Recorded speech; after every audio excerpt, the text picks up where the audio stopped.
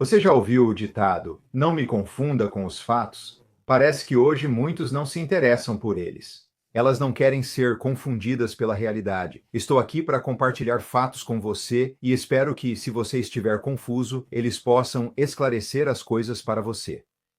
4 mitos que Ben Shapiro explica detalhadamente e que todos devem conhecer para discutir honestamente o que ocorre em Israel.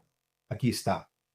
4 mitos, frequentemente divulgados pela esquerda sobre a história de Israel e dos palestinos. Esses mitos são importantes pois conduzem ao relativismo moral, onde a tentativa ou o assassinato de judeus é desculpado. Enquanto isso, as graves violações dos direitos humanos pelos palestinos são minimizadas.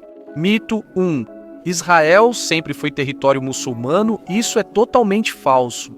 Israel é historicamente um território judeu.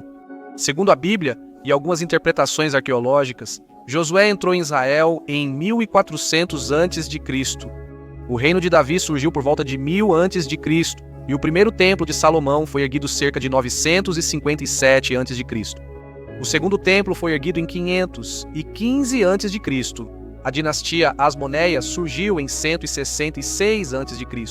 Jerusalém foi destruída em 70 a.C.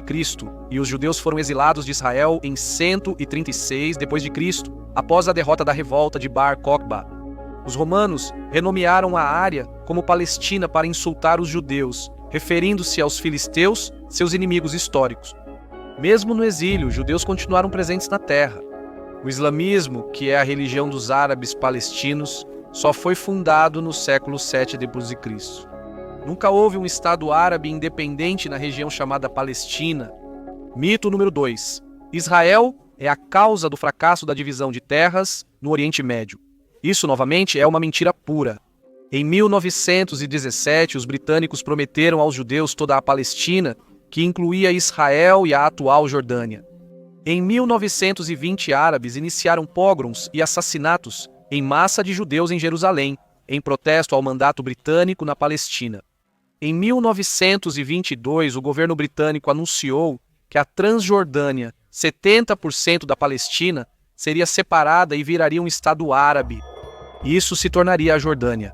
Em 1937, a Comissão Peel sugeriu um Estado judeu menor, com britânicos controlando Jaffa e Jerusalém.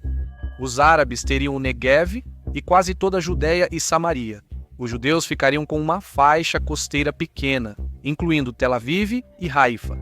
Em 1939, os britânicos, pressionados pelos árabes, limitaram a imigração judaica para a Palestina quando os nazistas iniciaram a Segunda Guerra Mundial, antes do Holocausto. Mesmo assim, os judeus ficaram do lado dos britânicos. Os árabes ficaram do lado de Hitler. Em 1948, o mandato britânico terminou e Israel declarou sua independência. David Ben-Gurion leu a Proclamação de Independência para outros 13 membros do Conselho Nacional Provisório de Israel. Israel havia tomado seu lugar entre as nações do mundo.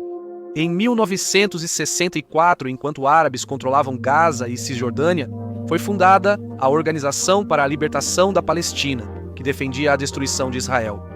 Relatório britânico contemporâneo sobre o primeiro presidente da Organização para a Libertação da Palestina. Ahmed El-Shukri, líder da Organização para a Libertação da Palestina, é um dos políticos árabes mais extremistas anti-Israel. Como porta-voz de 1 milhão de refugiados palestinos, ele incitou o ódio contra Israel com incansável energia. Em 1967, a Liga Árabe declarou os 3 nãos: sem paz, reconhecimento ou negociações. Com todos os inimigos se unindo contra Israel, o país lançou um ataque preventivo à Força Aérea Egípcia, iniciando a Guerra dos 6 Dias de 1967. Israel conquistou o deserto do Sinai, colinas de Golã, faixa de Gaza, Judéia, Samaria, atual Cisjordânia e toda Jerusalém. Em 1973, os árabes iniciaram nova guerra no Yom Kippur. Israel sobreviveu e conquistou território. Em 1979, Israel devolveu o Sinai ao Egito em troca de paz. Em 1993, Israel aceitou os acordos de Oslo, que iniciariam a criação gradual de um Estado palestino. Em 1998, Israel cedeu mais território à Autoridade Palestina, sob Benjamin Netanyahu. Em 2000, o primeiro-ministro israelense Ehud Barak ofereceu a Yasser Arafat, o líder terrorista da Autoridade Palestina, 91% de controle sobre a Cisjordânia em território contíguo e uma presença de segurança israelense ao longo de 15% da fronteira com a Jordânia. Arafat se retirou da mesa de negociações e iniciou a Segunda Intifada, uma onda massiva de terror que resultou na morte de milhares de judeus. Em 2005, Israel saiu da faixa de Gaza. O Hamas imediatamente assumiu o controle e começou a usar a região como base para atividades terroristas. Isso continua até hoje. Em 2008, o primeiro-ministro Ehud Olmert ofereceu mais território do que Barak, propondo trocas para manter áreas judaicas em troca de parte de Israel. Olmert propôs renunciar à soberania israelense sobre o Monte do Templo e toda a cidade velha de Jerusalém para um conselho internacional de tutela formado por Israel, Autoridade Palestina, Jordânia, Estados Unidos da América e Arábia Saudita. Mahmoud Abbas, líder da Autoridade Palestina, recusou-se em contraproposta. Mito 3. Israel expulsou todos os árabes palestinos da Palestina sob mandato britânico. Isso é mentira. Documentos fundadores de Israel pediram que árabes ficassem. A Declaração de Independência de Israel, feita durante uma guerra com nações árabes, afirma: apelamos, em meio ao ataque contra nós há meses, aos árabes do Estado de Israel para que mantenham a paz e participem da construção do Estado com cidadania plena, igualitária e representação em todas as instituições. Há décadas debate-se quantos árabes deixaram Israel por expulsão e quantos saíram por orientação de seus líderes. Entre 250 mil e 300 mil refugiados partiram antes de suas casas virarem zona de guerra. Nós não os obrigamos a sair. Eles saíram por vontade própria, ou melhor, pela vontade dos líderes árabes que os aconselharam, mesmo antes de Trobo começar. O colapso da sociedade árabe na guerra de 1947 a 48 deixou muitos sem sustento, fato bem documentado. Israel fará tudo ao seu alcance para ajudar no reassentamento desses refugiados, pagando concessões e por outros meios. Centenas de milhares desses refugiados foram para a Cisjordânia e Gaza, territórios árabes até 1967. Além disso, as nações árabes se recusaram a receber centenas de milhares de árabes, transformando seus correligionários em refugiados que mantiveram esse status por literalmente décadas, uma situação sem paralelo na história da humanidade. Segundo a UNRWA, 62% desses refugiados vivem fora da Cisjordânia e da faixa de Gaza. Israel acolheu mais de 800 mil judeus expulsos de terras árabes entre 1948 e 1951 e nunca exigiu a devolução dessas terras. Mito número 4. Israel é um estado de apartheid. Israel certamente não é um estado de apartheid.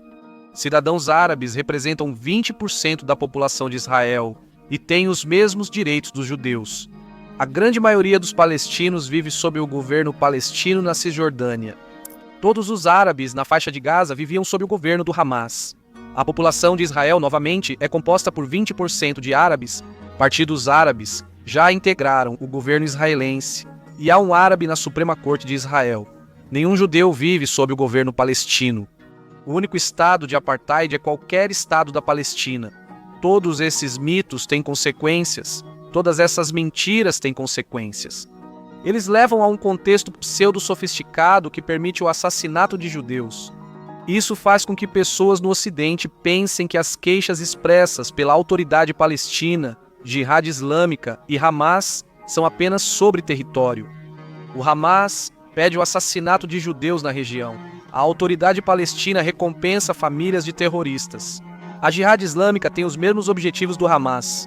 Quando pessoas más dizem que querem eliminar os judeus da face da terra, devemos ouvir e não inventar desculpas tolas dizendo que eles não querem dizer o que realmente dizem. As consequências de acreditar nas suas próprias mentiras, nem nas mentiras deles, mas nas suas próprias mentiras, são judeus mortos.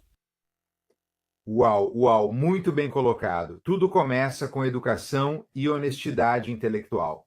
Se estivermos dispostos a nos deixar confundir pelos fatos, isso vai esclarecer muita coisa do que tem acontecido no Oriente Médio há mais de 75 anos.